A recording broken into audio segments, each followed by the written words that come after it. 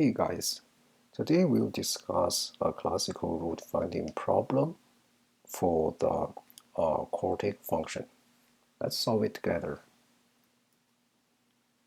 Just a reminder of the binomial theorem represented by this formula. We'll use it in our first solution.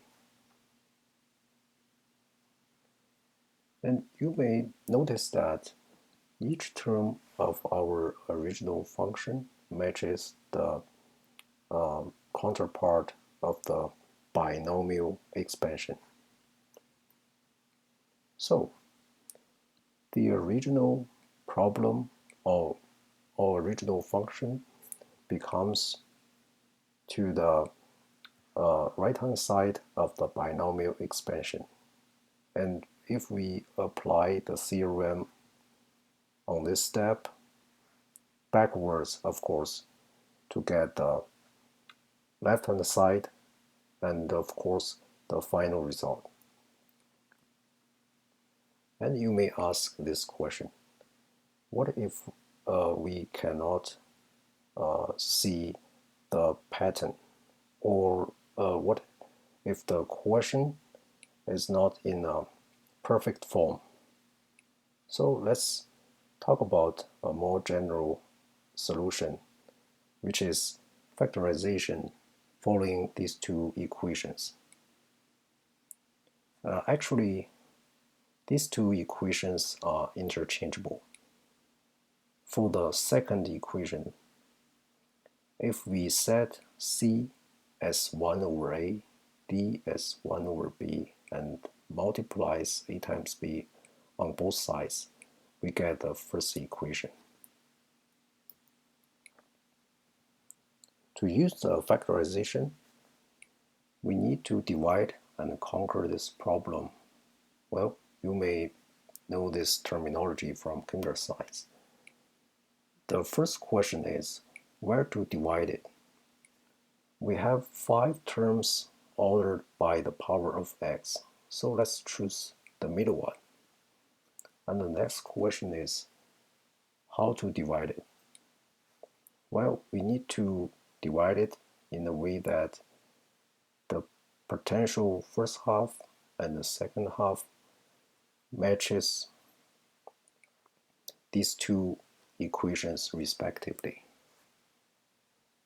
For the first half, we need to set A plus B equal to 4. So it can be 1 plus 3 or 2 plus 2, meaning that A times B could be 3 or 4. Similarly, for the second half, we need to set C plus D equals to 4 again. And again, it could be 1 plus 3 or 2 plus 2, giving CD equal to 3 or 4. So we can see that if we set both A times B and C times D equals to 3, the factorization will work in this case. So let's divide it in that way. So if we extract x squared for the first half, and we can see we can use the factorizations separately over here to get this equation, having x plus 1 as a common term to extract. So now we have a subproblem over here.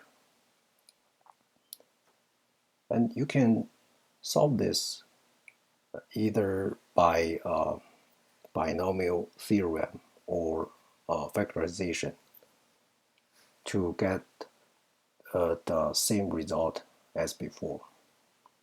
By the way, for the factorizations of the cubic function.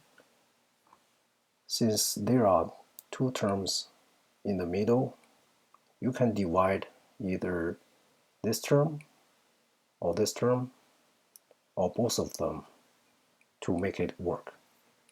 You can try it by yourself. Alright guys, thanks for your time. Feel free to leave any questions or comments. I'll see you next time.